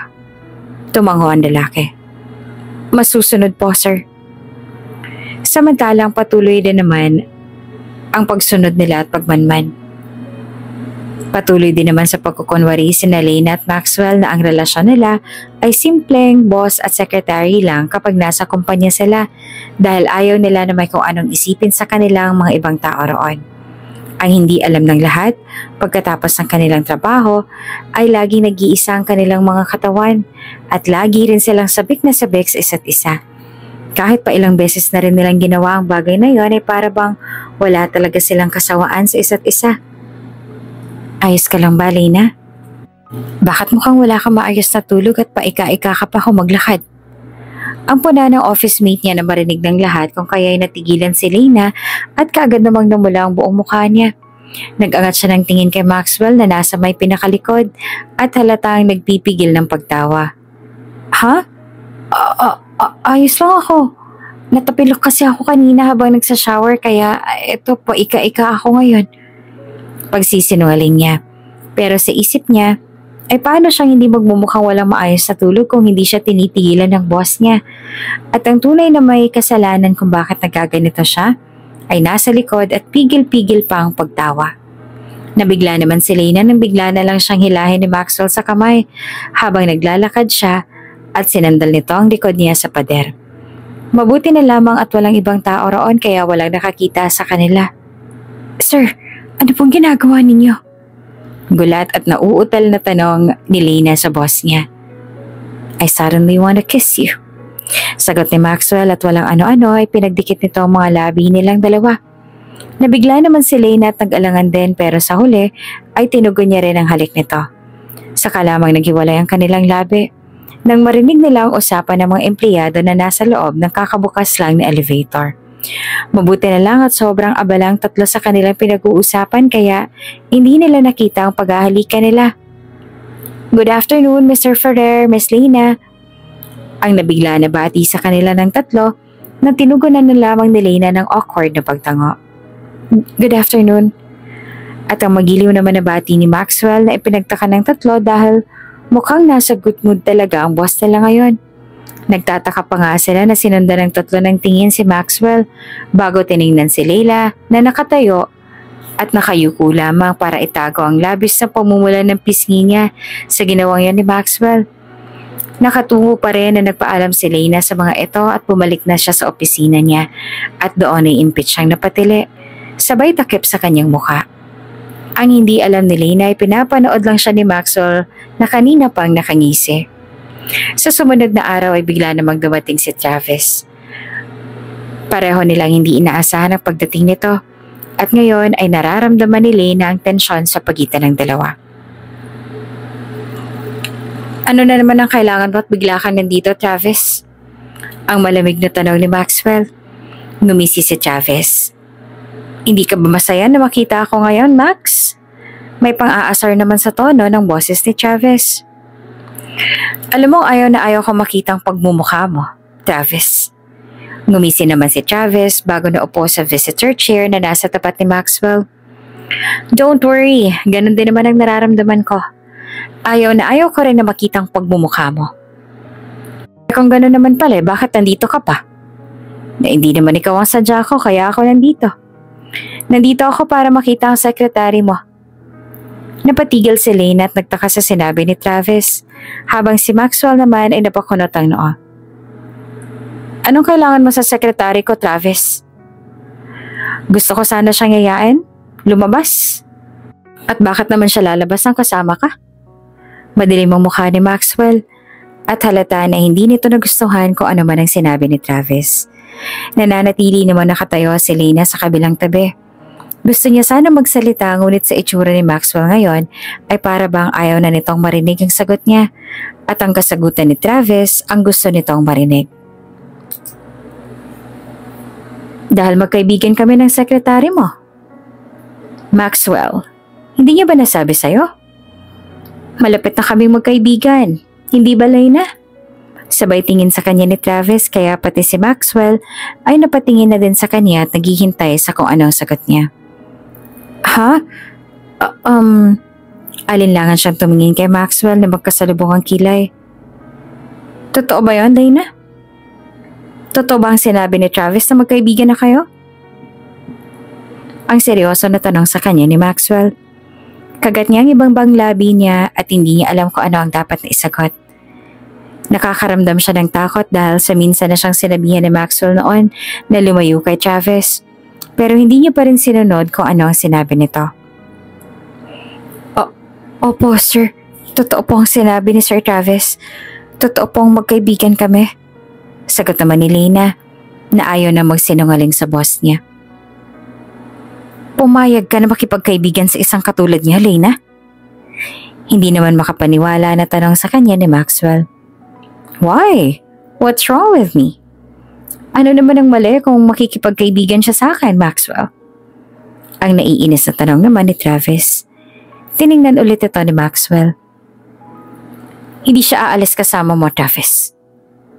And why not? At bakit ikaw ang nagdedesisyon para sa kanya? Ano ka ba niya? I am her boss. Iyon naman pala boss ka lang niya dito sa kumpanya. Hindi mo kontrolado ang buhay niya kaya hindi rin pwede na ikaw ang mag-decide para sa kanya. Kung gusto ni Lena na lumabas kasama ako, wala kang magagawa roon. At mas lalong wala kang magagawa kung naging kaibigan niya man ako. So stop being controlling. You are just her boss. Nothing more. Nagtagis ang panga ni Maxwell dahil sa sinabing iyon ni Travis. Si Lena naman na hindi nawawari kung ano ang dapat niyang gawin dahil naiipit na siya sa dalawang tao na nagkakainitan. Layuan mo ang mga taong malalapit sa akin, Travis. Layuan mo si Lena. At bakit ko naman lalayuan si Lena para sa'yo? Ano mo ba siya? Ha? You are just her boss. Hindi mo siya pag-aari. Kung makapag-react ka naman, akala mo sa'yo siya. Bakit kayo ba? More than secretary mo lang ba siya? Do you really want to know what's the real deal? Kung sasabihin kong she's more than just my secretary, anong gagawin mo? At mas lalong ano magiging reaksyon mo? Tanong ni Maxwell na halatang naiinis na. Hindi ako naniniwala na she's more than just your secretary.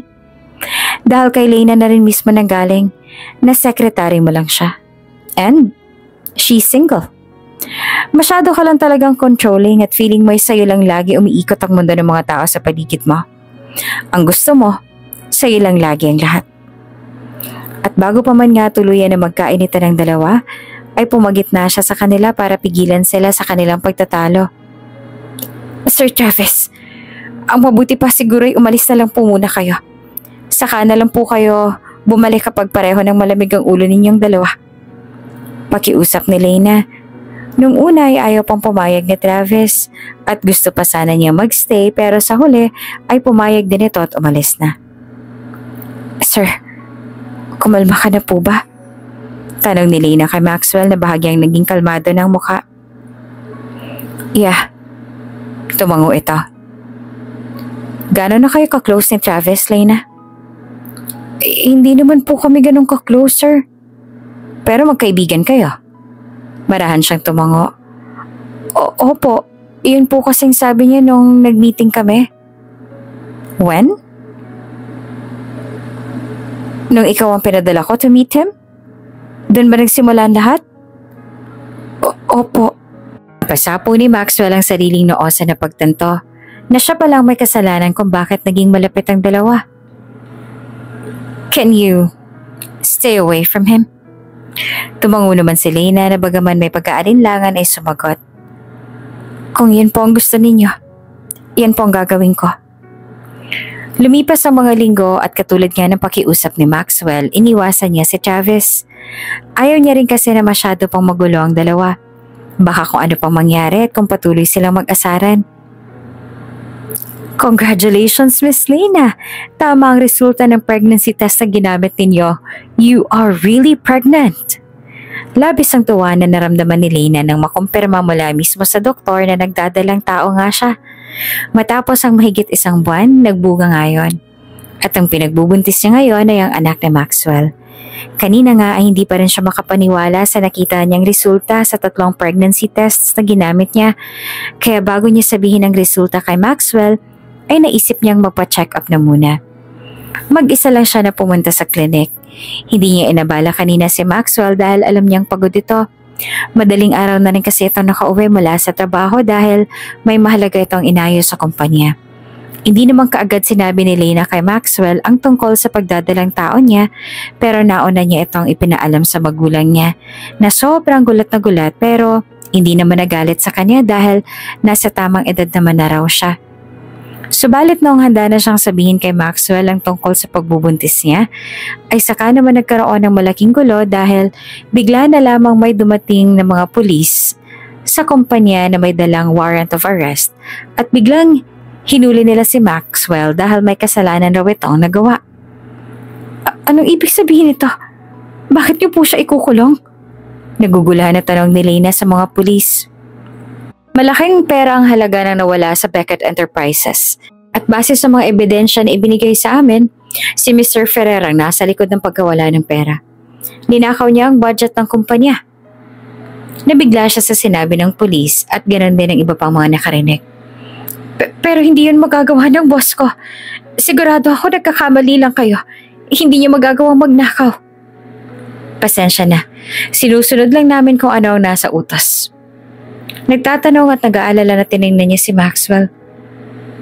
Sir, it's okay, Leyna. Just calm down. Sasama ako sa kanila. Pakitawagan na lang ang kuya ko para ipaalam sa kanyang tungkol dito. Kalmante namang sabi ni Maxwell at saka sumama na ito sa mga pulisya. Para bang inaasahan na rin ni Maxwell na mangyayari ito, kaya nanatili itong kalmado. O baka naman ay ayaw lang talaga nito na mag-alala siya kaya wala itong naging reaksyon sa mga nangyayari. Lumapit naman kay Leyna ang ibang mga empleyado na nagulat din sa biglang pagdampot ng pulis kay Maxwell at nagtanong sila sa kanila kung ano nangyari at bakit bigla na lang daw dinampot ang boss nila kahit paalam din ng lahat na wala naman itong kasalanan. Katulad nga din ng sinabi ni Maxwell ay tinawagan ni Leyna si Scott para ipaalam dito kung ano ang nangyari. Bagaman nagbigla rin si Scott, ay nanatili pa rin kalmado ang boses nito dahil alam din ito kung ano ang dapat nitong gawin. Don't worry, ako nang bahala sa kapatid ko. I'm sure na wala siyang kasalanan at paninira lang ito sa kanya. Sabi naman ni Scott sa kabilang linya. Habang nasa kulungan siya ay asikasuhin mo muna ang kumpanya. Sabihin mo sa akin kapag pumunta riyan si Travis. At kapag gusto niyang kunin ang posisyon ni Maxwell. Mahinala ako na may kinalaman si Travis sa lahat ng to. Sige po, sir. Sagot niya. Bagaman nag-aalala siya para sa boss niya, tiyak siya na magagawa niya ng paraan ni Sir Scott. Alam niyang hindi magtatagal si Maxwell sa kulungan, lalo pat magaling ang magkapatid. Sinunod niya na lang kung anong utos ni Scott sa kanya at siya'y nag-asikason pansamantala sa kumpanya. Miss Leyna, narito po si Sir Travis Beckett. Abala si Leyna sa pag-ayos ng mahalagang papeles nang pumasok si Gwen sa loob ng opisina. Tumigil siya sa ginagawa. Sige, papasukin mo na lang siya. Sa totoo niyan ay masama talagang kutob ni Leyna kay Travis. Mahinala siya na si Travis nga ang dahilan kung bakit nakulong si Maxwell. Alam din ni Leyna na iyon din ang hinala ni Maxwell at ni Scott. Marahil ay hindi nga siya tama sa pagkakakilala niya kay Travis. Hello, sweetheart? Nakangiti namang bati ni Travis pagkapasok nito sa loob ng opisina. Sinundan ni Leyna ng tingin ng lalaki na tuloy-tuloy na naglalakad hanggang sa office chair ni Maxwell at doon ito naupo. I heard na nakakulong ang boss mo dahil sa kaso ng pagnanakaw. Sinasabi ko na nga be, hindi talaga makapagkakatiwalaan ang boss mo na yan. Hindi talaga ako nagkamali ng pagkakakilala sa kanya. Nagkakamali po kayo, sir. Sigurado po ako na hindi yun magagawa ni Sir Maxwell. At ang lahat ng to ay bintang lang sa kanya para siraan siya. Pagtatanggol niya kay Maxwell. Tumaas naman ang sulok ng labi ni Travis dahil sa ngisi. Hindi mo pa kilala ang tunay na ugali ng boss mo, Leyna. Hindi na ako nagtataka pa na nangyari ito dahil una pa lang, alam ko talaga na hindi siya mapagkakatiwalaan. Hindi ko nga alam kung bakit at kung ano ba nakita sa kanya ng dating CEO para sa kanya ibigay ang posisyon sa kumpanya na to. Ngunit kahit ano pang gawin na paninira ni Travis kay Maxwell ay hindi naman naniniwala si Leyna. Kilala niya si Maxwell at alam niya kung gaanong kabuting tao ito. Minsan ay binibisita niya si Maxwell na nasa kulungan. Pero madalas ay nasa opisina lang siya dahil ang sabi ni Scott at Maxwell ay ayusin niya doon kung ano man ang dapat niyang ayusin. Samantalang galit na galit naman si Travis dahil hindi umaayon ang mga pangyayari sa plano niya. Siya ang nagpakulong kay Maxwell At ang plano ni Travis ay pahirapan niya si Maxwell sa kulungan hanggang sa lumapit sa kanya si Lena na palayain na si Maxwell. Kapalit ay magpapakasal ito sa kanya. Alam ni Travis na alam ni Lena kung ano ang ginawa niya, ngunit para bang baliwala lang dito ang lahat. Sa halip ay sobrang busy pa ito lagi sa pag-aasikaso sa kumpanya habang wala si Maxwell, at mas lalo lamang na naiinis si Travis nang dahil doon. Nakalaya na siya? Galit na tanong ni Travis. Opo sir, nakapagpiyansa na po si Mr. Ferrer. Hinayaan siya makapagpiyansa dahil nalabanan po nila ng mga pruweba na ibinigay natin sa pulisya. Sagot ng lalaki na nasa kabilang linya. I guess wala na tayong choice, kundi gawin ang isa pang plano.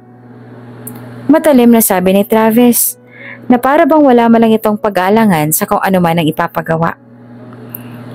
Papatayin po namin si Mr. Ferrer? Tanong ng lalaki. Yes. Bukas na bukas gusto kong wala na siya sa landas ko. Iyon ang plano ni Travis. Kung hindi niya matatalo si Maxwell, kung hindi niya makukuha ang kung ano meron ito, then mas mabuti pang mamatay na lamang ito para tuluyan na itong mawala sa landas niya. Pero bakit ganun? Bakit kahit pa matagal na yung nasa plano ni Travis, ay may bigat pa rin siyang nararamdaman? Seriously, Mom? Bakit pa kailangan mong ipaalala sa akin ang past namin ni Maxwell? Matagal na yon. Hindi na kami magkaibigan ngayon. Galit na tanong naman ni Travis sa ina na dumating sa bahay niya, kasama ang kanyang ama para lang ipaalala sa kanya ang naging pagkakaibigan nila noon ni Maxwell. Namiss lang namin ang bonding ninyong dalawa, anak. Matagal na naming hinihiling na sana'y bumalik ang closeness ninyong dalawa. Gusto lang naman ulit naming makita na magiging malapit kayo sa isa't isa. Sagot naman ng kanyang ina. Marahas na natawa si Travis. Wala na, Mom. Huwag na kayong umasa na bumalik pa sa dati ang pagkakaibigan naming dalawa dahil hindi na mangyayari yon. Bakit naman hindi, anak? Tanong ng ama. I hate that man, Dad. Kahit anong gawin niya, ay hindi mawala-wala ang galit ko sa kanya. Naiintindihan namin na galit ka sa kanya dahil siya naging CEO at hindi ikaw. Pero mukhang hindi naman talaga ginusto ni Maxwell na siyang mapili. Nagkataon lang na ang tingin ng lahat sa kanya ay siyang karapat-dapat sa posisyon na yon. Hindi naman sumagot si Travis pero nananatili ang madilim na ekspresyon sa kanyang mukha. Napabuntong hininga naman ng malalim ang magulang ni Travis na tila isang beses nang sinabi iyon sa kanilang anak. Alam mo anak, ang hiling namin ng dad mo ay dumating ang araw na mapatawad mo si Maxwell, lalo pat malaki na ng utang na loob mo sa kanya. Napakunot naman ang noo ni Travis dahil sa sinabi ng ina. Anong utang na loob ko sa lalaking yan? Wala naman akong maalala na may maganda siyang ginawa sa akin. Huminga ng malalim ang kanyang ina at kitang-kita sa mga mata nito na may gusto itong sabihin.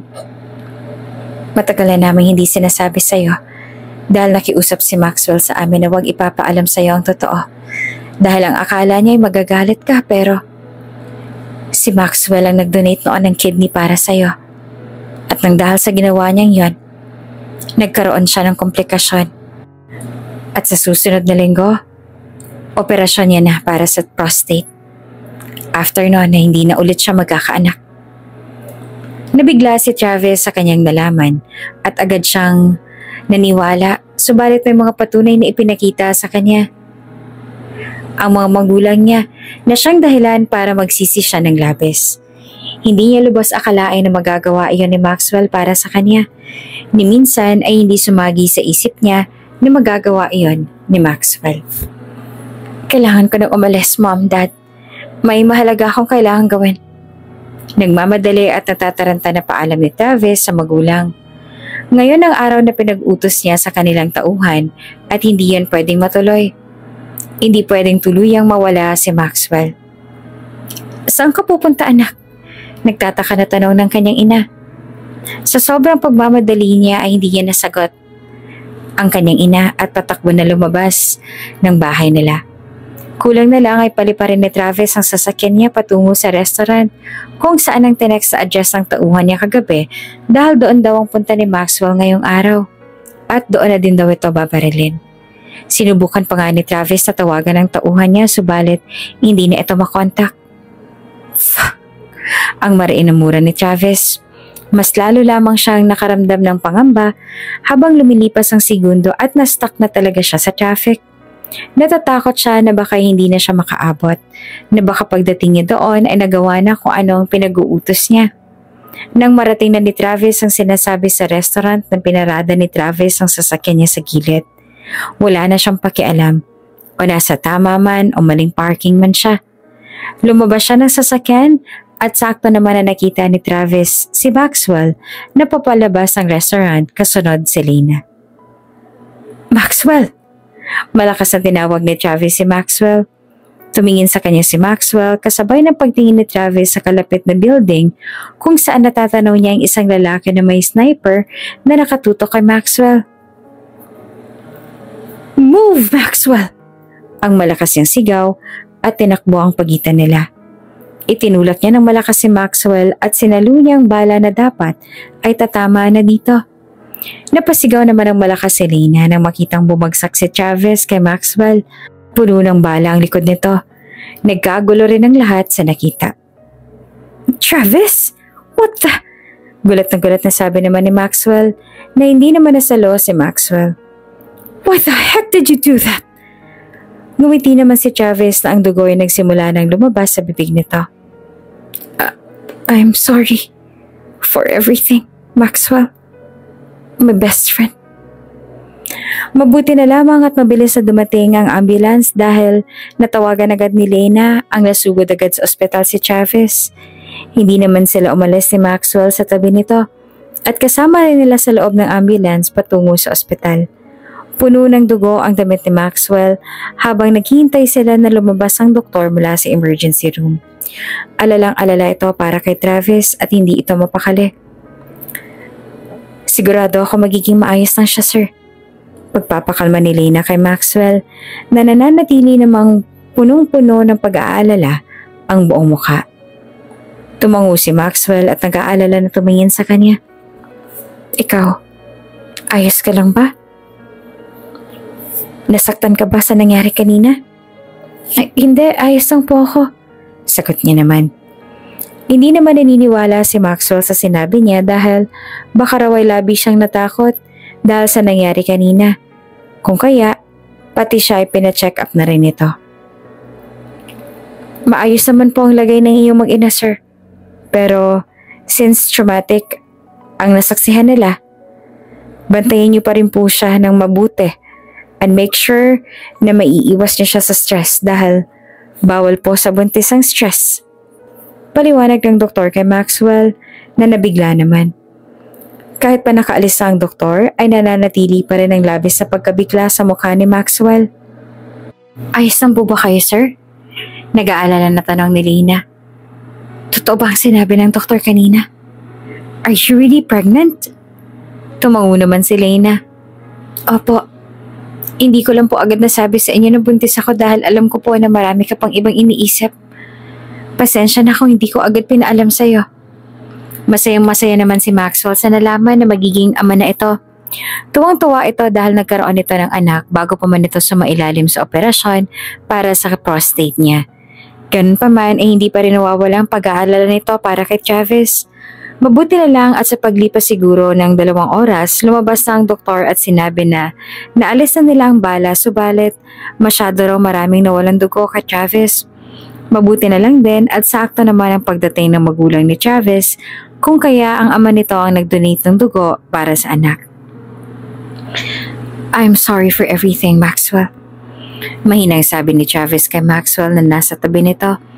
Kitang-kita sa mukha ni Travis ang labis na pagkapahiya lalo pat inamin nito sa kanila na ito ang siyang nag-utos sa lalaki para barilin si Maxwell. Pero sa huli ay nagsisisi ito kaya sinalo niya ang bala. It's okay. Naiintindihan ko naman kung bakit mo yan nagawa. Let's just forget about this. Ang mahalaga ay hindi mo pa rin naman hinayaan na matuloy. Sinalo mo pa nga ang bala na dapat para sa akin. Kaya nalagay din sa panganib ang buhay mo. Maayos naman ako ngayon. Kalimutan na lang natin yon. Ang nakangiting sabi naman ni Maxwell, gusto kong malaman mo na pinagsisisihan ko ang lahat ng nagawa ko sa'yo, Maxwell. Naging isang masamang kaibigan ako sa'yo, Gayong.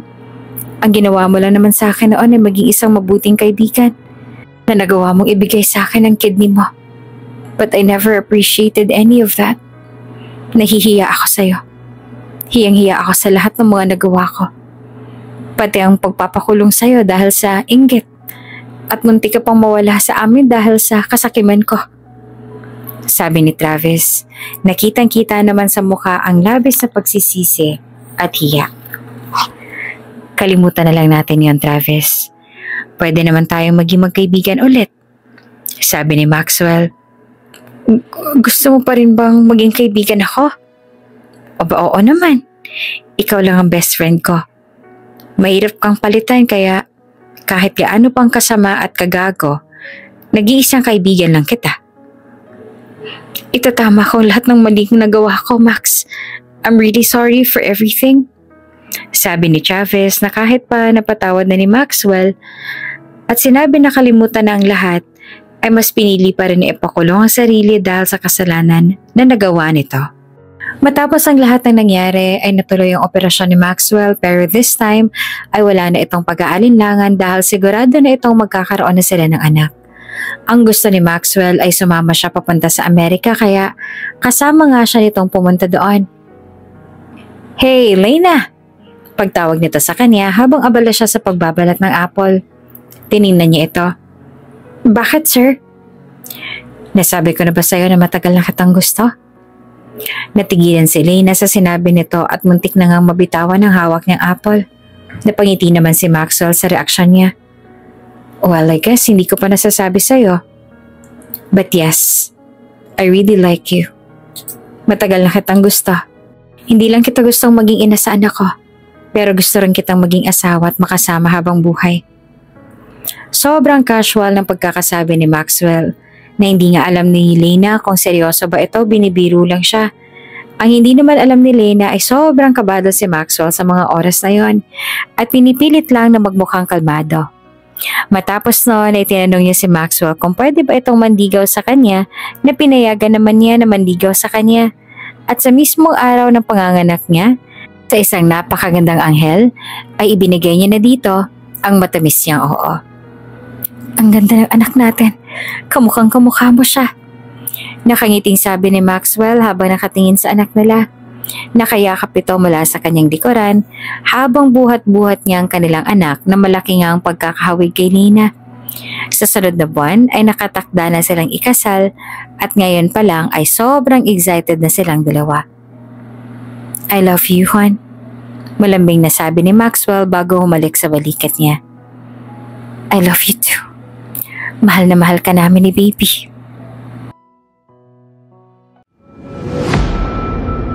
Kung bago ka pa lang sa channel na ito, Ate Jane TV, huwag kalimutang pindutin ang notification bell and subscribe button. Sana po hindi naman malaking abala sa inyo ang pagpindot ng subscribe button dahil ang kapalit po nito ay ang pagsuporta para makapag-produce ng mga libreng stories sa mga channels ni Ate Jane. Maraming salamat!